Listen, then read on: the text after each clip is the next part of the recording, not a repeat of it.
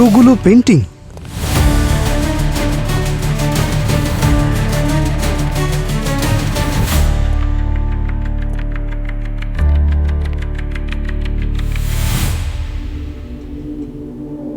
Sir, এই পেন্টিংসগুলো দেখে মনে হচ্ছে এগুলো বেশ দামি। রঞ্জিত কি এখানে পেন্টিং এর জন্যই আসতো নাকি? স্যার, এই রঞ্জিতের মৃত্যুর পিছনে নিশ্চয়ই অন্য কারণ আছে। ঠিক বলেছ। একটা কাজ করো, বাংলোটাকে সিল করে দাও। খোঁজ নিয়ে দেখো বাংলোটা কার, আর এই সমস্ত পেন্টিংগুলো তোলো।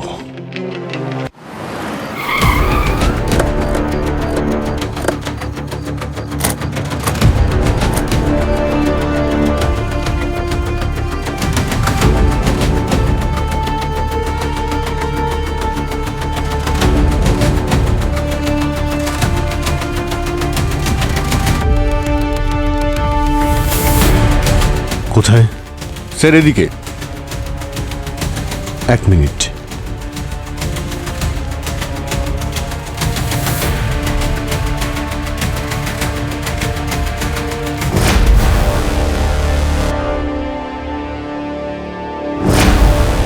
মনে হচ্ছে পেন্ট করতে করতে মারা গেছে।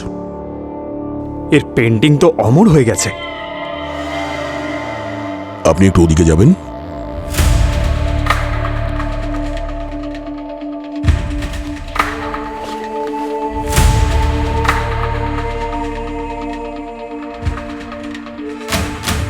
পেন্টিং এ যতগুলো স্ট্রোকস আছে একদমই ক্লিন।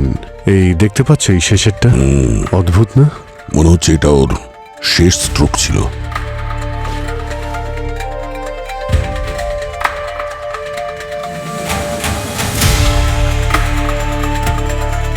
স্যার, স্যার বডিতে কোনো আঘাতের চিহ্ন তো দেখছি না। স্যার, বিষও দেওয়া হয়নি, ক্লিন। ক্লিন থাকলে মারা গেল কি করে? জায়গাটা ভালো করে চেক করো। খুন যখন হয়েছে তো প্রমাণ নিশ্চয়ই থাকবে।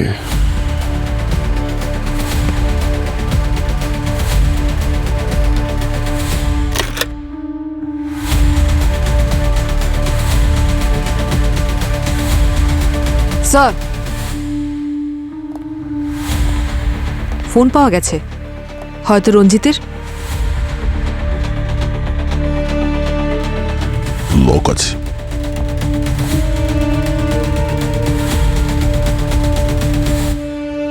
লাস্ট কল কোনো স্নেহা নামের মেয়েকে করেছো? স্নেহা?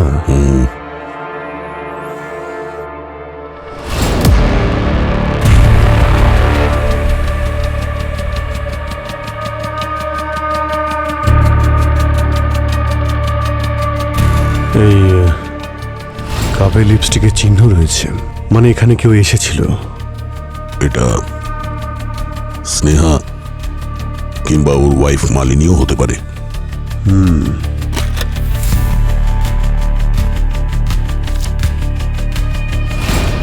স্যার, এই ডায়েরি আর এই ফটোগুলো বক্সে পেলাম।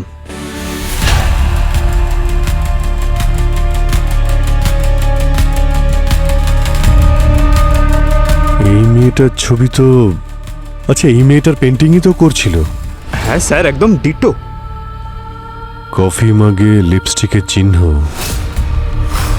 আর লাস্ট কল করেছিল স্নেহাকে।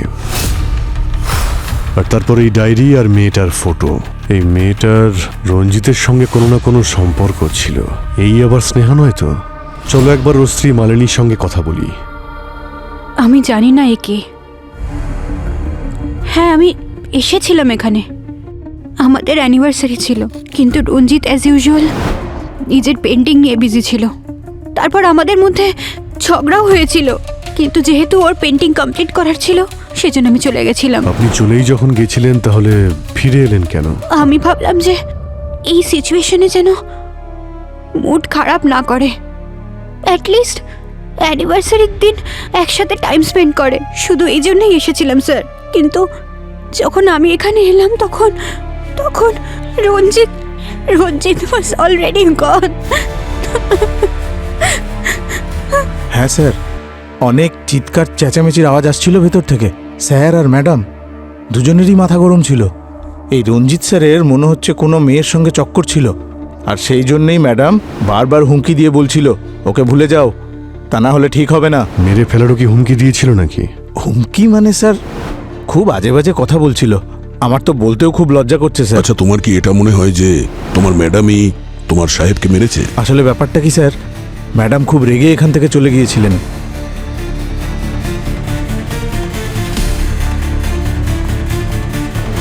একটু পরেই ফিরে এসেছিলেন, আর তার ঠিক একটু পরেই না আমি স্যারের চিৎকারের আওয়াজ শুনেছিলাম। আমি দৌড়ে ভেতরে চলে গেলাম, তো আমি গিয়ে দেখলাম স্যার নিচে পড়েছিলেন, ম্যাডাম ওনার কাছেই দাঁড়িয়েছিলেন। স্যার, স্যার, এ কি করলেন আপনি ম্যাডাম, এ কি করলেন? তাই স্যার আমার মনে হচ্ছে ম্যাডামই স্যারকে খুন করেছেন। এই মেয়েটাকে কি চেনো তুমি? না স্যার। আচ্ছা, স্নেহা নামের কোনো মেয়ের কথা শুনেছিলে? ও রঞ্জিত স্যারের স্টুডেন্ট ছিল। রঞ্জিত স্যার একা কাজ করা পছন্দ করতেন, কিন্তু ও এখানে আসতো আর অনেক রাত পর্যন্ত ওনার সঙ্গে কাজ করার জন্য থেকে যেত। খুন হওয়ার আগে অন্য কেউ কি দেখা করতে এসেছিল এখানে? আমার থাকাকালীন তো সেরকম কেউ আসেনি। হ্যাঁ, মানে মাঝখানে আধ ঘন্টার জন্য আমি খাবার খেতে গিয়েছিলাম স্যার, সেই সময় যদি কেউ এসে থাকে তাহলে। মালিনী তো সোজা রঞ্জিতের ঘরে চলে গেল। হ্যাঁ স্যার, আর খুব রেগেছিল মনে হচ্ছে।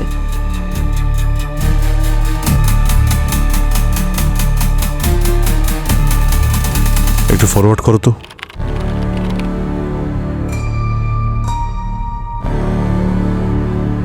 এই এই মেয়েটা কি? জানি না স্যার। ও এই সময় এসেছিল যখন আমাদের এই ওয়াচম্যান সাহেব খাবার খাওয়ার জন্য গিয়েছিল, তাই না? হতে পারে স্যার। স্যার, ওর রেড হিলস আর জামা কাপড় বেশ দামি মনে হচ্ছে। যখন ওয়াচম্যান ভিতরে গেল ঠিক তার আগে মালিনী কতক্ষণ ছিল? স্যার প্রায় 10 মিনিট।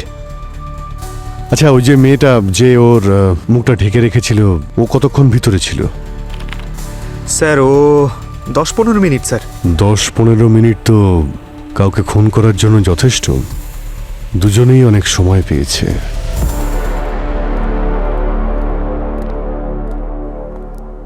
পঙ্কজ, ওই রেড স্যান্ডেলের মেয়েটার ব্যাপারে জানতে পারলে কিছু? স্যার রঞ্জিতের আর্ট গ্যালারির কাছে ইনকোয়ারি করেছি, কিন্তু কেউই ওই মেয়েটাকে দেখেনি স্যার। ওখানকার যতগুলো সিসিটিভি ক্যামেরা আছে সবটাই ট্রেস করার চেষ্টা করা হচ্ছে। ওই মেয়েটার ব্যাপারে সমস্ত ইনফরমেশন চাই আমার। ওকে কি করতে এসেছিল আর কোথায় পাওয়া যাবে ওকে। আই এম শিওর ওই মেয়েটাই কিছু একটা করেছে। আচ্ছা, তোমার কেন এটা মনে হচ্ছে যে ওই রেড স্যান্ডেল পরা মেয়েটাই রঞ্জিতকে খুন করেছে? আরে ভাই, কারো বাড়িতে কেউ মুখ ঢেকে ভালো কোনো উদ্দেশ্য নিয়ে তো ঢুকবে না। দেখতে গেলে উদ্দেশ্য তো মালিনীরও ঠিক ছিল না। ওয়াচম্যান বলছিল না যে মালিনী আর রঞ্জিত অনেকক্ষণ ধরে ভেতরে ঝগড়া করছিল? তাহলেও এতটা সময় যখন ভেতরে ছিল, যা খুশি হতে পারে। হ্যাঁ, হতে পারে, কিন্তু হাজবেন্ড আর ওয়াইফের মধ্যে ঝামেলা তো হতেই পারে না। এর মানে এটা তো নয় যে কেউ কাউকে খুন করে দেবে। ওর হাজবেন্ড মারা গেছে, একটু তো সিম্প্যাথি দেখাও। আমার ডিউটি সিম্প্যাথি দেখানোর জন্য নয়, কেস সলভ করার জন্য। আর এমনিতেও তুমি কিভাবে জাজ করবে? হ্যাঁ, তোমার তো পাস্ট প্রেজেন্ট সম্পর্কে কোনো আইডিয়াই থাকে না। কি বললে? হ্যাঁ, কি বললে কি তুমি? দেখো, তুমি কিন্তু প্রফেশনাল আর পার্সোনাল বিষয় গুলিয়ে ফেলছো দয়া, বুঝেছো? আমি তো তোমাকে এটাই বোঝানোর চেষ্টা করছি যে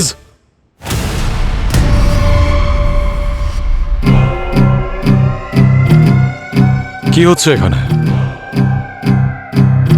তোমরা দুজনে নিজেদের ইগো এই বিউরোর বাইরে রেখে আসবে। এখানে শুধুমাত্র ডিউটির কথা হবে। স্যার, আমি অভিজিৎকে এটাই বোঝানোর চেষ্টা দয়া। করছিলাম।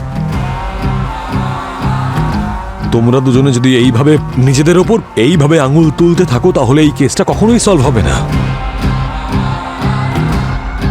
আমি তোমাকে অন্য কেস দিচ্ছি, আমি আর অভিজিৎ এই কেসটা দেখে নেব। কিন্তু sir, That's an order.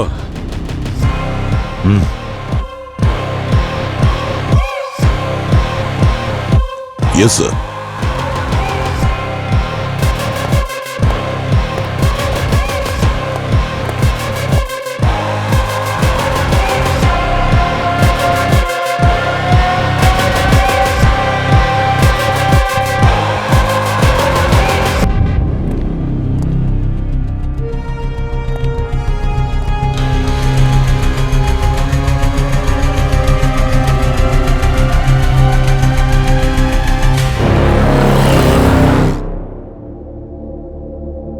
Sneha এই ছবিতে আপনাকেই দেখা যাচ্ছে তাই না? আপনি কি করে বলতে পারেন এটা আমি? ম্যাডাম, প্রশ্ন আমরা করব আর উত্তর আপনি দেবেন। এটা বলুন যে কাল রাতে আপনি রঞ্জিতের সাথে মিট করেছিলেন নাকি করেননি? না, কাল রাতে আমি সিটি হসপিটালে ছিলাম। আমার ভাইয়ের অ্যাক্সিডেন্ট হয়েছিল। আপনারা চাইলে সিটি হসপিটালে কল করে জিজ্ঞেস করতে পারেন। না না, আপনি টেনশন নেবেন না, সেসব খোঁজ আমরা নিয়ে নেব। আপনি এটা বলুন যে কি মনে হয় আপনার, কে খুন করতে পারে রঞ্জিতকে? না, আমার কারোর উপর ডাউট নেই, কিন্তু আমি রঞ্জিতকে 2-3 বার ফোনে ঝগড়া করতে শুনেছি কারোর সাথে। যখন জিজ্ঞেস করেছি তখন বলেছে কাজের প্রেশার, কিন্তু আসল ব্যাপারটা অন্য ছিল। ও নিজের সব পেন্টিংস কভার করতে শুরু করে দিয়েছিল আর ওর স্টুডিওর সব লক চেঞ্জ করিয়ে দিয়েছিল। ওই আর্গুমেন্ট যেদিন হয়েছিল, ডেটটা মনে থাকলে এতে লিখে দিন। স্যার,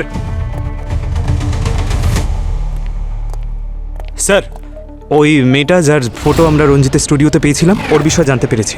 ওর নাম হলো কাজল। কাজল রঞ্জিতের স্টুডেন্ট ছিল, আর কিছুদিন আগে ও রঞ্জিতের বিরুদ্ধে একটা এফআইআরও করেছিল রিলেশনশিপে চিটিং করার জন্য। আর স্যার, কিছুদিন পর এফআইআরটা তুলেও নিয়েছিল আর দিল্লিতে বাবা মায়ের কাছে চলে গিয়েছিল। পঙ্কজ পুরবি, তোমরা দিল্লি রওনা হও এক্ষুনি, সব এনকোয়ারি করে এসো। Okay? I am sorry sir, but that's not possible. 1 মাস আগে কাজল সুইসাইড করেছিল। হোয়াট? হ্যাঁ স্যার, লোকাল পুলিশের কাছ থেকে জানা গেছে, কিন্তু সুইসাইডের কারণ খুঁজে পাওয়া যায়নি। তোর বাড়ির লোকের সঙ্গে কথা বলার চেষ্টা করেছো? ওর বোনের সঙ্গে কথা হয়েছে স্যার। ওরা বলছিল যে কাজল আর রঞ্জিত নাকি একটা রিলেশনশিপে ছিল, কিন্তু যেই মুহূর্তে কাজল ওকে বিয়ে করার কথা বলে রঞ্জিত ওর সঙ্গে ব্রেকআপ করে নেয় স্যার। ওর বোন বলছিল স্যার যে সুইসাইডের আগে কাজলের একটা ফোন এসেছিল, আর কলটা আসার পরেই ও ডিস্টার্ব হয়ে গিয়েছিল। তাহলে কলটা কে করেছিল? ফোন রেকর্ড চেক করেছিলে? রঞ্জিত করেছিল। রঞ্জিত? পঙ্কজ, একটা কাজ করো, রঞ্জিতের ডায়েরিতে যত ডেট আছে খোঁজ নিয়ে দেখো এই ডেটগুলোতেও কোথায় ছিল, সমস্ত ডিটেলস বের করো। আচ্ছা স্যার। মিথ্যে বলবেন না মালিনী দেবী, আপনার হাজবেন্ডের ওপর ওই কাজল কেস করেছিল, আর আপনি বলছেন আপনি কিছুই জানেন না। দেখুন, যা যা হয়েছিল আপনি যা জানেন সত্যি বলে দিন আমাদেরকে, না হলে আমরা গ্যারান্টি দিতে পারবো না যে আপনাকে আর কতগুলো দিন এই বিয়েতে কাটাতে হবে। হ্যাঁ স্যার, আমি একে চিনতাম, আর এটাও জানতাম যে আমার হাজব্যান্ডের এর সাথে অ্যাফেয়ার ছিল। আমি এই জন্যই কিছু বলিনি, কারণ অকারণে পাবলিকে আমার আর রঞ্জিতের নাম খারাপ হতো। এমনিতেও এর জন্য আমাদের মধ্যে অনেক ঝামেলা হতো, কিন্তু এখনো অবধি আমি ওর সাথে দেখাও করিনি, আর আমি ওকে চিনিও না। আপনি ওকে চেনেন নাকি চেনেন না সেটা ইম্পর্টেন্ট নয়। রঞ্জিতের যেদিন মার্ডার হয়েছিল সেই রাতে আপনি ওর সঙ্গেই ছিলেন, এটা ইম্পর্টেন্ট। তাহলে গল্পটা হলো এইরকম যে একজন ওয়াইফ তার হাজবেন্ডের এক্সট্রা ম্যারিটাল অ্যাফেয়ারের ব্যাপারে জেনে যায়, আর তার ম্যারেজ অ্যানিভার্সারির দিনই সে ঠিক করে ওই দিনটাকে সে ডেথ অ্যানিভার্সারি করে দেবে। বাজে কথা এগুলো। ওই সামান্য একজন ওয়াচম্যান আপনাদের বলেছে আমার সাথে রঞ্জিতের ঝামেলা হচ্ছিল, সেজন্য আপনারা আমাকে তো দেখছি ভিলেন বানিয়ে দিলেন। আর আমি বলছি তো যে আমাদের দুজনের সম্পর্ক ঠিক ছিল না, কিন্তু আপনাদের মতো লোকেদের গেমস আমি খুব ভালো করে জানি, যে প্রথমে বড় লোকদের কেসের মধ্যে ফাঁসাবো, মিডিয়াতে নাম করব, আর তারপর ডিপার্টমেন্টে প্রমোশন, তারপর সাইড বাই সাইড ব্ল্যাকমেল করে নিজেদের পকেট গরম করা। কিন্তু একটা কথা আমি বলে রাখছি, আপনারা কিন্তু আমার কিচ্ছু করতে পারবেন না। আমার ক্ষমতা কিন্তু অনেক ওপর অব্দি আছে। এরকম ওপর পর্যন্ত ক্ষমতা থাকা অনেককেই আমি দেখেছি মালিনী দেবী, আর আমাদের কাছে বড় লোক গরিব সব সমান হয়। যদি আপনি রঞ্জিতকে খুন করে থাকেন, মনে রাখবেন খুনের শাস্তি শুধু ফাঁসি হয়। তাই যা কিছু বলবেন ভেবে চিনতে বলবেন। স্যার। হ্যাঁ পঙ্কজ? স্যার, এই ডায়েরিতে এমন অনেক জায়গা মেনশন করা রয়েছে যেখানে রঞ্জিত যেত। ওখানে একটা পুরনো বাংলো আছে স্যার, যেটা আগে একটা আর্ট স্কুল ছিল, ওখানে ও বারবার গেছে। অভিজিৎ, তুমি যাও আর গিয়ে খবর নাও, এমন কি বিশেষ আছে ওই বাংলোতে যে রঞ্জিতের ওখানে বারবার আসা যাওয়া ছিল।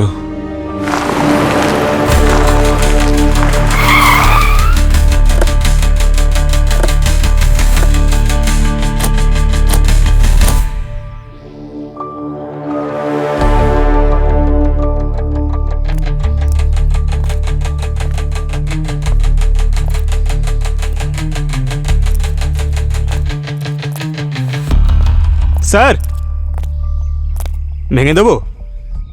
আরে ছাড়ো না ভাই পঙ্কজ, দরজা ভাঙতে গিয়ে আবার তোমার পাটা না ভেঙে যায়। দরজা ভাঙার কাজ তো শুধু দয়া, আই মিন সব জায়গায় শক্তি দিয়ে সব কিছু হয় না, মাঝে মধ্যে বুদ্ধিরও ব্যবহার করতে হয়।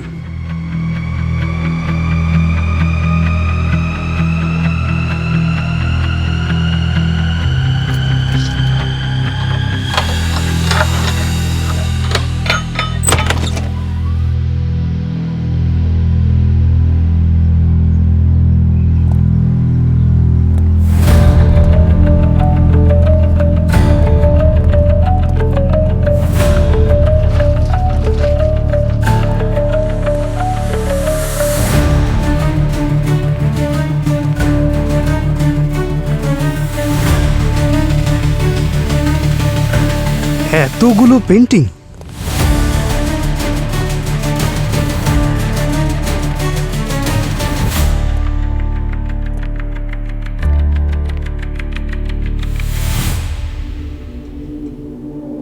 স্যার, এই পেন্টিংসগুলো দেখে মনে হচ্ছে এগুলো বেশ দামি। রঞ্জিত কি এখানে পেন্টিং এর জন্যই আসতো নাকি? স্যার, এই রঞ্জিতের মৃত্যুর পিছনে নিশ্চয়ই অন্য কারণ আছে। ঠিক বলেছ। একটা কাজ করো, বাংলোটাকে সিল করে দাও, খোঁজ নিয়ে দেখো বাংলোটা কার, আর এই সমস্ত পেন্টিংগুলো তোলো।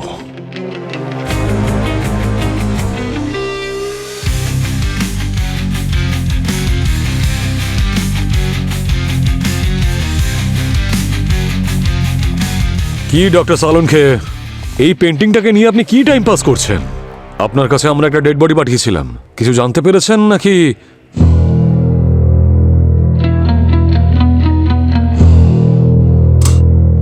আরে অভিজিৎ, বড় অদ্ভুত কেস নিয়ে তুমি এসেছো। কেন, কি হয়েছে? আরে ভাই, রঞ্জিতের বডিটা যখন এসেছিল একদম ঠিক ছিল, কিন্তু যত সময় যেতে থাকলো এর বডির সমস্ত অর্গ্যানগুলো খুব তাড়াতাড়ি ডিকম্পোজ হতে শুরু করলো। কিন্তু এরকম কেন হচ্ছে স্যার? আপনারা তো বডিটাকে প্রিজার্ভ করে রাখেন না? হ্যাঁ রাখি, কিন্তু এর বডিতে অবশ্যই কিছু একটা আছে যার কারণে ওর অর্গ্যানগুলো ডিকম্পোজ হয়ে চলেছে। কি স্যার? আসলে আমি পাঠিয়েছি গার্গিকে ওর ব্লাড স্যাম্পলস আর টিস্যু স্যাম্পলস নিয়ে আমাদের সেন্ট্রাল ল্যাবে। ওখানে চেকিং হবে, তারপরে জানা যাবে যে কি কারণে ওর অর্গ্যানগুলো এত তাড়াতাড়ি ডিকম্পোজ হয়ে চলেছে। তাই ততক্ষণ একটু পেন্টিংটার সঙ্গে আমি টাইম পাস করে নিই। আসুন।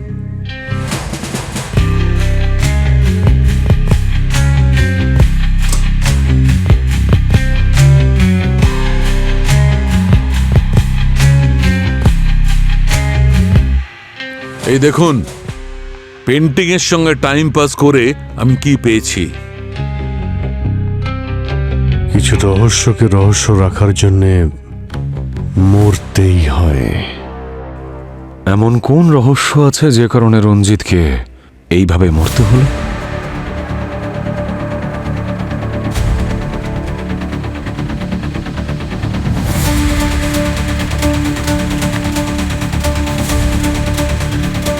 পঙ্কজ,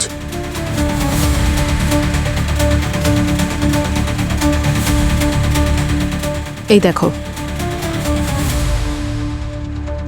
অভিজিৎ স্যারকে ফোন করছি। আরে স্যার, আপনাকেই ফোন করছিলাম। স্যার এই দেখুন। স্যার, আমি রঞ্জিতের ব্যাকগ্রাউন্ড চেক করছিলাম, ওর একটা সোশ্যাল মিডিয়া পোস্ট দেখতে পেলাম। জানতে পেরেছি যে আরও একটা মেয়ে রঞ্জিতের উপর চিটিং এর অ্যালিগেশন এনেছিল, কিন্তু এ কোনো এফআইআর ফাইল করেনি। ওর নাম আকাঙ্ক্ষা। তার মানে সিসিটিভিতে যাকে দেখা গিয়েছিল সে আকাঙ্ক্ষাই, যে ওই রাতে রঞ্জিতের আর্ট গ্যালারিতে গিয়েছিল। খোঁজ নাও, গিয়ে মিট করো ওর সঙ্গে। বিখ্যাত পেন্টার রঞ্জিতের মৃত্যুর পেছনে কার হাত রয়েছে সেই রহস্য এখনো রহস্যই আছে, কিন্তু এখন যখন সিআইডি ইনভলভ হয়েছে এই কেসে, তখন নিশ্চয়ই আমরা খুনিকে শনাক্ত করতে পারবো। কিন্তু এই মুহূর্তে আপনারা আমাদের সাথে থাকুন। আপনাদের মধ্যে আসছে কিরণ, রহস্য উদ্ঘাটন করতে, যে রহস্য আসলে একটা স্ক্যাম, যেটা আপনার রাতের ঘুম কেড়ে নিতে পারে। সুনীল, আমাকে তো একটু হেল্প করতে পারো? সারাদিন বসে বসে টিভি দেখে যাও। নমস্কার দর্শক, আমি হলাম কিরণ, দেখছেন সেকেন্ডস রিপোর্ট। আপনাদেরকে স্বাগত জানাই। সুনীল কখন থেকে চিৎকার করছি, আমরা কিন্তু তুমি তো টিভি দেখা থেকে বিরতিই নিতে পারছো না। তাজা খবর শুধু তুমি খ্যাচখ্যাচ করো, শান্তিতে একটু টিভিও দেখতে দেবে না। সেই সত্য ঘটনাগুলো তুলে নিয়ে আসি। আচ্ছা তাই বুঝি, আর এর গলা তো কোকিলের মতো লাগে তোমার, তাই না? এখানে বসে তুমি কোনো নিউজ টিউজ দেখো না, এই বাজে মেয়ে কিরণকে দেখার জন্য তুমি টিভি অন করো। আমি সত্যি যদি পারতাম তাহলে এই নিউজ চ্যানেলটা বন্ধ করে দিতাম, আর এই মেয়েটার গলা টিপে দিতাম। একটা ফুটেজ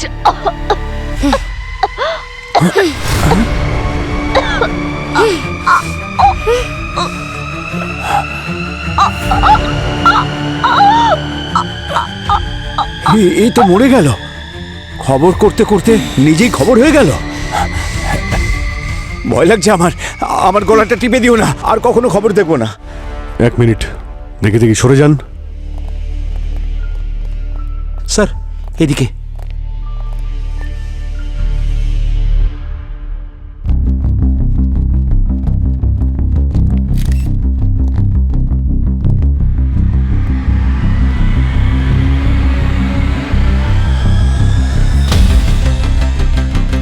ইয়েস ডক্টর গার্গী, জানতে পারলে কিছু? বিষ দিয়ে মারা হয়েছে ওকে। বিষ?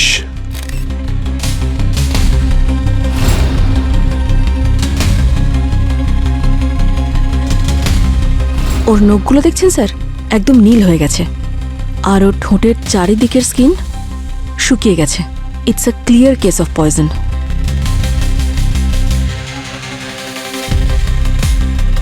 দেখি পিছিয়ে দাঁড়ান, পিছিয়ে। আপনারা ওদিকটা গিয়ে লাইন দিয়ে দাঁড়ান। কি করছেন কি আপনারা?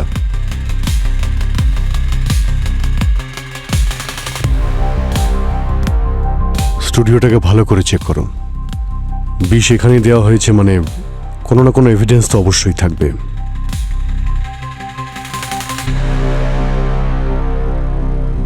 এখানকার ডিরেক্টর কে? আমি স্যার। কি নাম আপনার? রমেন। লাইভ ক্যামেরায় যা কিছু হয়েছে তা তো ভাইরাল হয়েই গেছে, কিন্তু এখানে সব কি করে হলো আপনি আমাকে বলবেন? স্যার কিচ্ছু বলতে পারবো না, সব কিছুই অন্যদিনের মতো নর্মালি ছিল। কিরণের প্রাইম টাইম শো ছিল, 7-9টার সময় আমরা লাইভে এসেছিলাম। কিরণ প্রোগ্রাম শুরু করেছিল, আর ঠিক তখনই হঠাৎ ওর গলায় ব্যথা শুরু হয়। 30 সেকেন্ডের মধ্যে ওর মৃত্যু হয় স্যার। হ্যাঁ স্যার, সব কিছু এত স্পিডে হলো যে কিছু বোঝাই গেল না। আপনি কি করেন? স্যার আমি এখানকার ফ্লোর ম্যানেজার নাদিম। এখানকার যতগুলো ফুটেজ আছে সবই চাই আমার। Okay sir. আর কিরণের মৃত্যুর আগে ও কার কার সঙ্গে দেখা করেছিল? স্যার টেলিকাস্টের একটু আগেই আমি ওকে কিরণের কাছাকাছি দেখেছিলাম। আমি ছিলাম তো কি হয়েছে স্যার, ও এখানকার স্টার ছিল, অফিসে যেই আসতো ওর সঙ্গে দেখা করতে চাইতো। কিন্তু স্যার আপনারা সমস্ত প্রশ্ন আমাকে কেন করছেন? এই যে নয়না আছে, নয়নাকে জিজ্ঞাসা করুন। স্যার আমি নয়না আর কিরণকে না, প্রত্যেককে জেলে ঢুকিয়ে দেবো, ছাড়বো না আমি কাউকে। কোথায় আছে সব বাইরে বেরো। কিরণকে মেরে ফেলেছো তোমরা সবাই। এক মিনিট, ওনাকে ছাড়ো। কে আপনি? স্যার আমি কিরণের হাজবেন্ড। আই এম শিওর এরাই দোষী, কিরণকে মেরে ফেলেছে এরা সবাই। আপনি বলুন এত সিকিউরিটির পরও ওকে কেউ কিভাবে মারতে পারে? আপনি কোথায় ছিলেন যখন কিরণ মারা যায়? স্যার আমি নিজের বাড়িতেই ছিলাম, কিরণের সাথে এইসব হচ্ছিল আর আমি কিচ্ছু করতে পারিনি। দাঁড়িয়ে সব দেখতে হলো আমাকে। আমার চোখের সামনে কিরণ দম বন্ধ হয়ে মারা গেল স্যার, আমি কিচ্ছু করতে পারলাম না ওর জন্য। আচ্ছা মিস্টার কবির, আপনি কাউকে সন্দেহ করেন? স্যার আমি তো বললাম এরা সবাই এনাদের সবাইকে আমি জিজ্ঞাসাবাদ করছি, ইনভেস্টিগেশন চলছে। এনাদের ছাড়া আর কাউকে সন্দেহ হয় আপনার? আই মিন কিরণের সঙ্গে কারোর কোনো ঝামেলা হয়েছিল বা আপনার কোনো শত্রু? স্যার জোর দিয়ে আমি তেমন কিছু বলতে পারবো না, কিন্তু কিরণ কিছুদিন ধরে টেনশনে ছিল। আমি ওকে জিজ্ঞেস করলাম যে কি হয়েছে, আমাকে বলতে পারো তো, কিন্তু ও বললো যে অফিসে অনেক কাজ আছে, অনেক স্ট্রেস। দেন আই থট যে এটা মিডিয়া লাইন, স্ট্রেস থাকা স্বাভাবিক, তাই। কিন্তু স্যার আমি আপনাকে বলে দিচ্ছি এরা সবাই মিলেই ওকে মেরেছে। ঠিক আছে, সেটা আমরা এদেরকে ধরুন, ছাড়বেন না সব কাউকে। দেখছি। আচ্ছা ওনাকে বসাও ওনাকে। আপনি বসুন। বসুন। আমি একটু পরে আপনার সঙ্গে কথা বলছি, বসুন আপনি।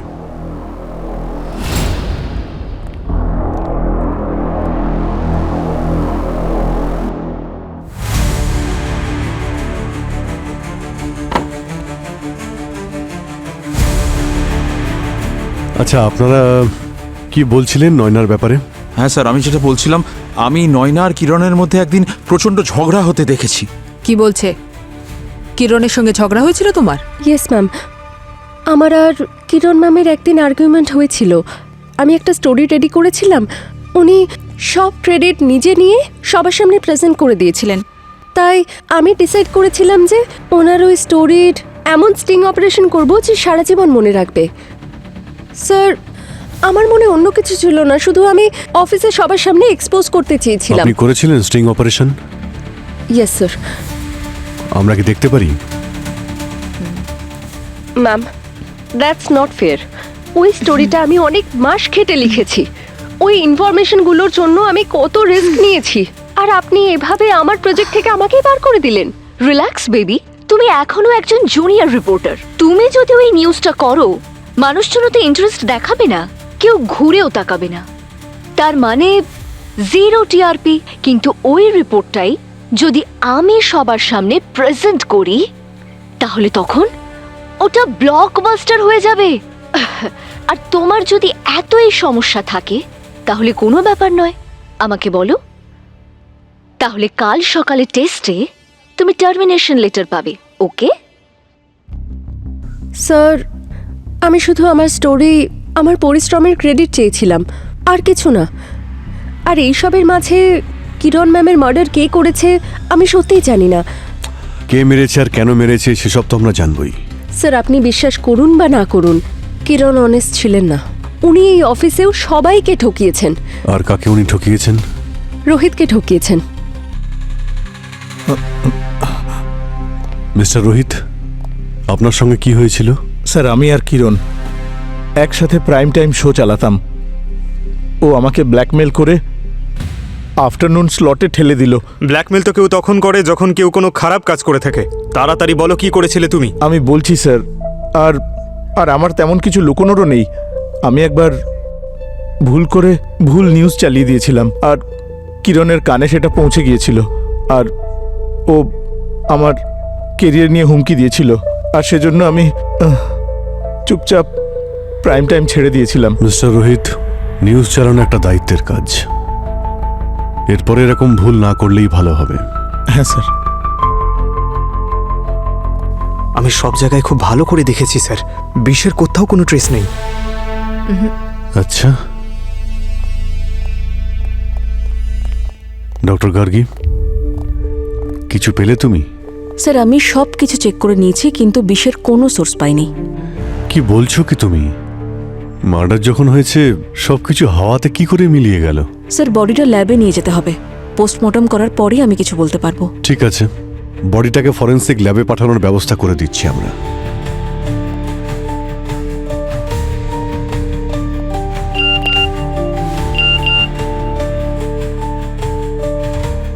স্যার, স্যার, যে মেয়েটা রঞ্জিতের বিরুদ্ধে সোশ্যাল মিডিয়া কমপ্লেন করেছিল, ওকে পাওয়া গেছে। কে সে? ওর নাম আকাঙ্ক্ষা। আকাঙ্ক্ষা?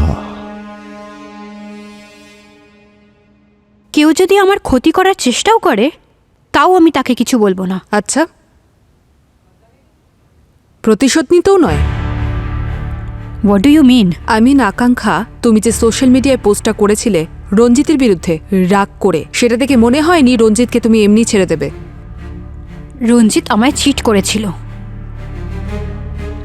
আমি কোনোদিন জানতেই পারলাম না যে ও ম্যারিড। আমি ডিপ্রেশনে চলে গিয়েছিলাম, অনেক কষ্টে ওভারকাম করেছি। আর ম্যাম, আজকাল সোশ্যাল মিডিয়া সব থেকে সেফ জায়গা নিজের অ্যাঙ্গার আর ডিপ্রেশন বের করার জন্যে। আপনি ওখানে হাজার হাজার পোস্ট পাবেন এরকম।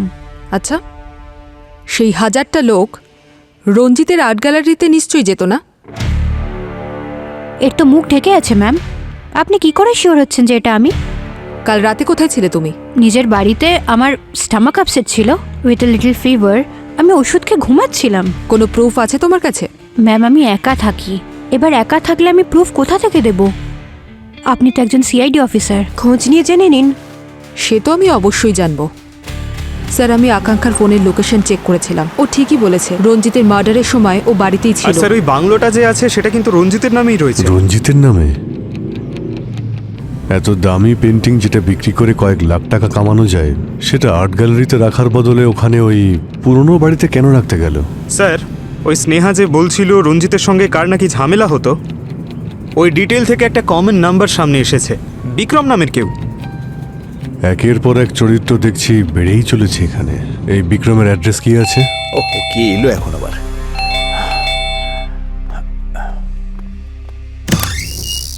মিস্টার বিক্রম, আপনারা কারা? অনেক দেরি করলেন দরজা খুলতে। আরে এ কি অসভ্যতা! কি করছিলেন আপনি? হ্যাঁ, আমি তো ওয়াশরুমে ছিলাম। আপনারা কারা? আমরা সিআইডির লোক। সরি স্যার, একটু বেশি রিয়াক্ট করে ফেলেছি। কাল রাতে আপনি কোথায় ছিলেন? এখানেই ছিলাম, বাড়িতে। রঞ্জিতকে নিশ্চয়ই আপনি চেনেন। আরে ওকে কে চেনে না স্যার, 1 নম্বরের ফ্রড আর অত্যন্ত ভাঁওতাবাজ। ও তো নামকরা পেইন্টার ছিল। আরে কি এমন পেন্টারও, অন্যদের স্টাইল আর আইডিয়া কপি করে এস্টাবলিশ করেছে নিজের ক্যারিয়ার। আমার স্টাইলও কপি করেছিল ও স্যার। শুধু এইটুকুর জন্য ওকে খুন করলে? আরে কি কথা বলছেন আপনারা? আমি কোনো মার্ডার ফার্ডার করিনি, ট্রাস্ট মি। আপনার সঙ্গে ফোনে নাকি প্রায় ঝামেলা হতো ওর সঙ্গে, আর শুনেছি আপনি হুমকিও দিয়েছিলেন। স্যার সেদিন ও আমাকে এত বাজে বাজে কথা বলেছিল, যাতে কিছু খারাপ কথা আমিও বলেছিলাম ওকে, দ্যাটস ইট। আর রাগের মাথায় মানুষ তো অনেক কিছুই খারাপ কথা বলে ফেলে। তার মানে তো এই নয় স্যার আমি ওকে মার্ডার করেছি।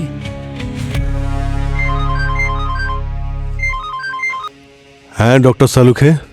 অভিজিৎ, সবাইকে নিয়ে এক্ষুনি আমার ল্যাবে চলে এসো। Okay sir, sure. আরে সালুঙ্খে স্যার, কোথায় গেলেন? সালুঙ্খে স্যার, কোথায় গেলেন? আরে পেন্টিং এর এক্সিবিশন লাগিয়ে কোথায় চলে গেলেন স্যার? আরে নতুন কোনো ব্যবসা শুরু করেছেন নাকি? কেন চেঁচাচ্ছ পঙ্কজ? আপনাকে দেখতেই তো পাচ্ছিলাম না। তবে বাড়ি চলে যেয়ে দেখা করতে। Sir please. স্যার আপনি এত আর্জেন্ট আমাদের কেন ডাকলেন? আর্জেন্টলি আমি এই জন্য ডেকেছি অভিজিৎ, কারণ আমি রঞ্জিতের খুনিকে জানতে পেরেছি। কি? কে? কাজল। কাজল মেরেছে রঞ্জিতকে। আরে স্যার এসব কি বলছেন বলুন তো আপনি? কাজল তো নিজেই মারা গেছে, ও কি করে মারবে? পঙ্কজ, কাজলের পেন্টিংটা মেরেছে রঞ্জিতকে। কাজলের পেন্টিং? স্যার স্যার এটা হলো কি করে? আই মিন আপনি জানলেন কি করে? দেখো, যখন গার্গী আমাদের সেন্ট্রাল ল্যাবে ওই রঞ্জিতের ব্লাড আর টিস্যুস চেক করছিল, রিপোর্ট চেক করছিল, তখন আমি কিরণের পোস্টমর্টেম করছিলাম। অদ্ভুত ব্যাপার, আমি কিরণের অর্গানগুলো ওই রকমই ডিকম্পোজ হতে দেখলাম, ওই রকমই তাড়াতাড়ি যেমন রঞ্জিতের অর্গানগুলো ডিকম্পোজ হচ্ছিল। তার মানে রঞ্জিত আর কিরণের মৃত্যু একই বিষয়ের জন্য হয়েছে? স্যার, সাইটোনিয়াম 47। AK-47 এর পরে প্রথমবার এই ভয়ঙ্কর একটা নাম শুনলাম। কি ছিল জানো?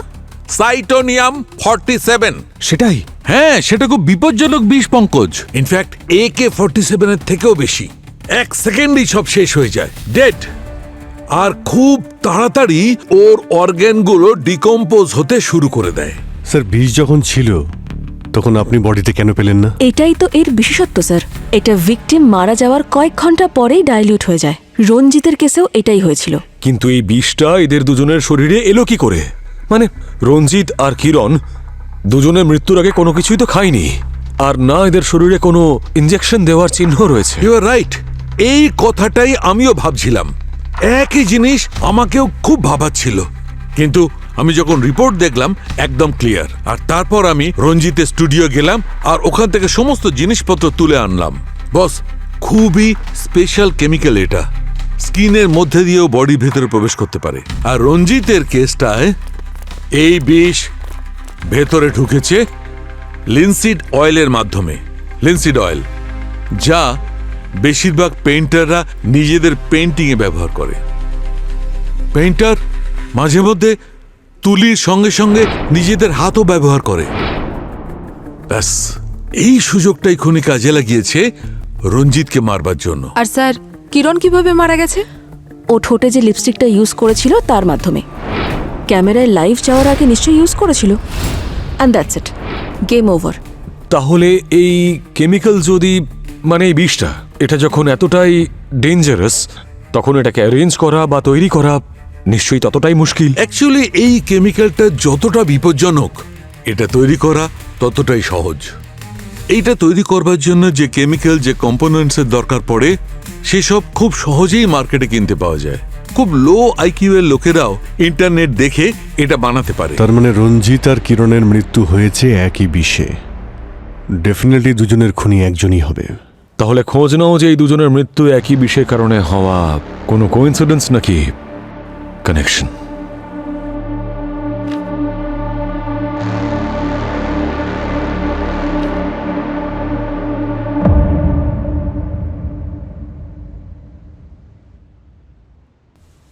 স্যার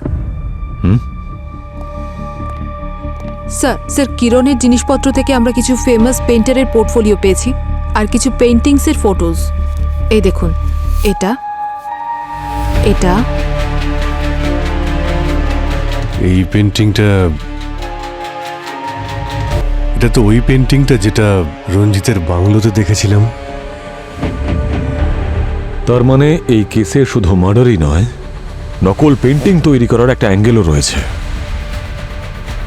একটা কাজ করো, রঞ্জিতের বাংলো থেকে যতগুলো পেন্টিং পাওয়া গেছিল সব বিউরোতে নিয়ে এসো।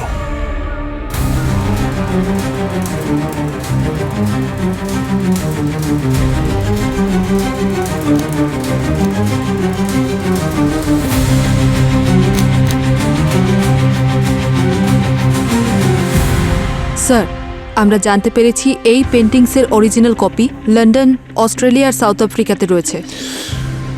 তার মানে রঞ্জিত এই সব পেন্টিং এর ডুপ্লিকেট তৈরি করত, আর হয়তো এই কাজের জন্যই ওকে মরতে হয়েছে।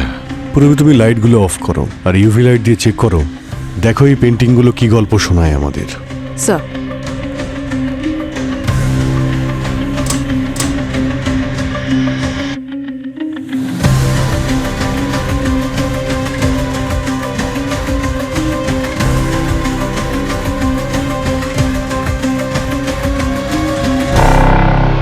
এই পেন্টিংগুলো বিক্রি করার জন্য হয়তো এই কোডটা প্রয়োজন। পঙ্কজ, তুমি একটু ওই পেন্টিংটা চেক করো।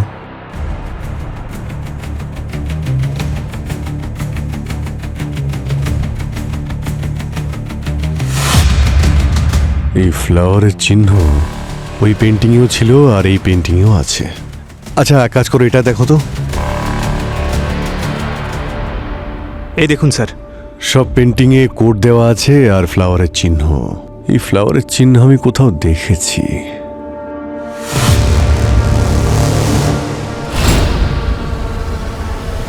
চলো ওনার সঙ্গে দেখা করি গিয়ে। আপনারা আবার আসুন স্যার, ভেতরে ওয়েলকাম, আসুন স্যার। আসতেই হলো বিক্রম বাবু, কারণ সত্যিটা জানতে চাই। কোন সত্যি? কারণ গতবার আপনি পুরো সত্যিটা তো বলেননি। মানে এটাই যে আপনি নকল পেন্টিং বানান। একটা বাংলো থেকে আপনার বানানো নকল পেন্টিং পেয়েছি আমরা, বুঝেছেন আপনি? আপনার কাছে কি প্রমাণ আছে? ওই পেন্টিং আমার? বাজে কথা বলছেন। কি বিক্রম বাবু, সত্যিটা বলবেন নাকি আরো যত্ন করতে হবে আপনাকে?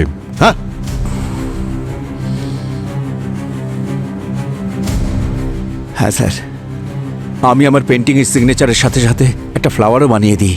অনেক টাকা পাই স্যার নকল পেন্টিং এর জন্য। কন্ট্রাক্ট কে দেয় জানি না স্যার, কখনো দেখিনি তাকে। ইনফ্যাক্ট আমি গলাও শুনিনি কখনো। আমি শুধু পেন্টিংটা বানিয়ে বাংলোর বাইরে রাখতাম, সেখানে আমি টাকা আর একটা লেটার পেতাম। তার ভেতর থাকতো যে পেন্টিং বানাতে হবে তার ফটো।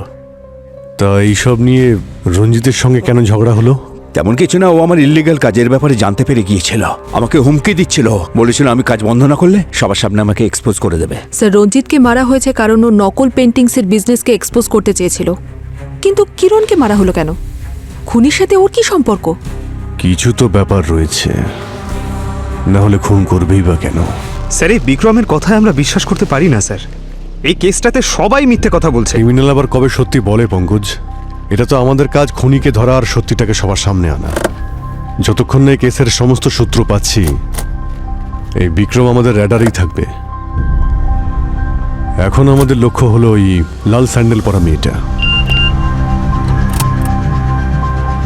স্যার, রঞ্জিতের পুরনো বাংলোতে যেখানে নকল পেন্টিংসগুলো পাওয়া গিয়েছিল, ওর আশেপাশে যতজন ছিল সবার নাম্বার ট্রেস করেছি। একটা নাম দেখে আপনিও চমকে যাবেন। এই দেখুন, সূত্র পেয়ে গেছি।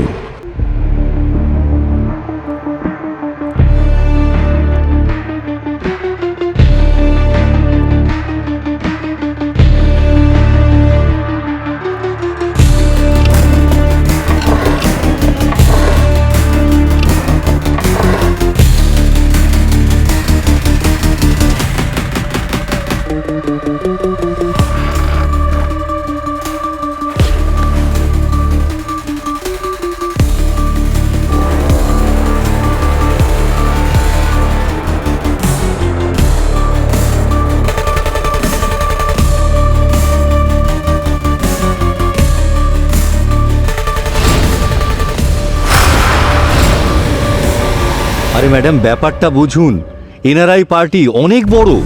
আরে বস বলেছেন এখন নয়, এখন রিস্কি হয়ে যাবে। সিআইডি বিক্রম অব্দি পৌঁছে গেছে আর সব পেন্টিংও সিজ করে দিয়েছে। ওকে বলো একটু টাইম লাগবে। ম্যাডাম, ওদের তাড়া আছে, তাই তো 5টা পেন্টিংয়ের জন্য 2.5 কোটি টাকা দিচ্ছে। এই ডিলটা হয়ে যাক, তারপর বেশ কিছু মাস চুপচাপ থাকা যাবে। Hello hello ma'am. আচ্ছা ঠিক আছে ঠিক আছে, আমি পেন্টিং অ্যারেঞ্জ করে টাইম আর লোকেশন বলে দিচ্ছি। আর হ্যাঁ, ক্লায়েন্টকে বলবে পুরো পেমেন্টটা যেন ক্যাশে দেয়, আর সেটাও ইন্ডিয়ান কারেন্সি। ওকে, ডান ম্যাম।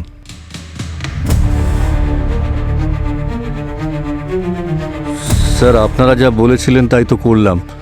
এখন কিছু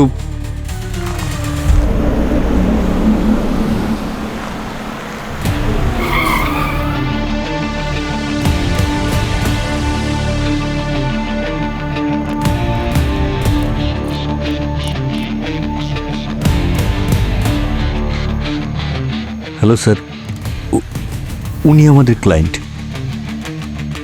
ক্লায়েন্ট তো ঠিক আছে, কিন্তু ক্যাশ কোথায়? ক্যাশ তো আছে স্যার, গাড়িতে রাখা। আসুন। 2টো পেন্টিংস নিয়ে যাও, বাকি ক্যাশ পাওয়ার পর পিছনে রাখা আছে। Okay sir.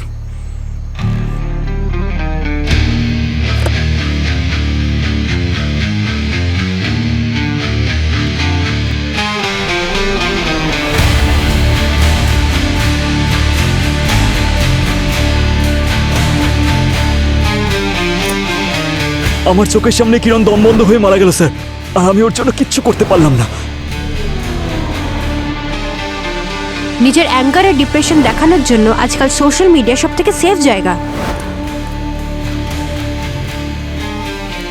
স্যার, পেন্টিং বাকি পেন্টিংগুলো ক্যাশ পাওয়ার পরে দেবেন।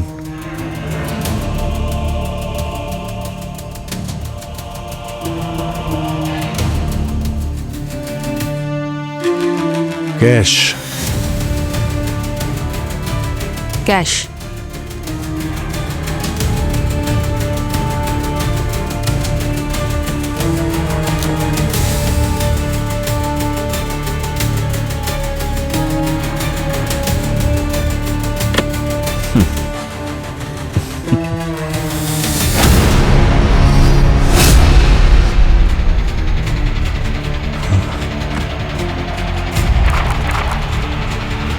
এগুলো তো নকল নোট। হ্যাঁ,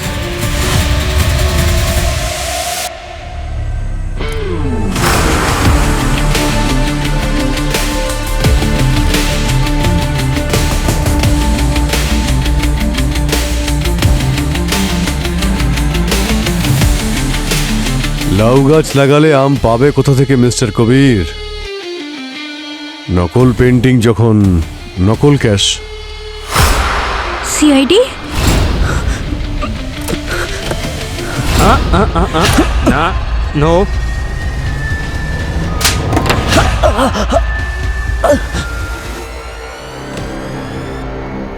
স্যার, রঞ্জিত আমার নকল পেন্টিংসের বিজনেসের ব্যাপারে জানতে পেরে গিয়েছিল।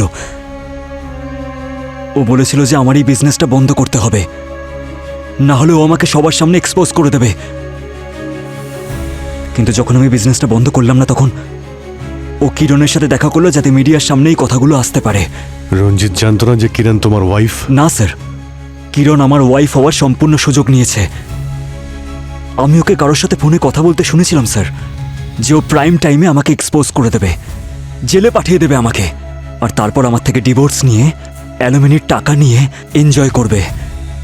স্যার, রঞ্জিত আর কিরণকে রাস্তা থেকে সরিয়ে দেওয়ার জন্য আমি একটা প্ল্যান করলাম, আর সেটার জন্য আমি আকাঙ্ক্ষাকে পাশে পেলাম। কারণ আমি আকাঙ্ক্ষা আর রঞ্জিতের পাস্টের ব্যাপারে অনেক কিছু জানতাম, আর আমি এটাও জানতাম যে ও অবশ্যই প্রতিশোধ নেবে। রঞ্জিতের মতো চিটার মারা গেছে ঠিকই হয়েছে। আই এম গ্ল্যাড আমার হাতেই মরেছে, সেজন্যই আমি ওর সাথে হাত মিলিয়েছিলাম। যেদিন আমি রঞ্জিতের সাথে দেখা করতে গেছিলাম, সেদিন ওর পেন্টিং অয়েলটা আমি চেঞ্জ করে দিয়েছিলাম পয়জন অয়েলের সাথে।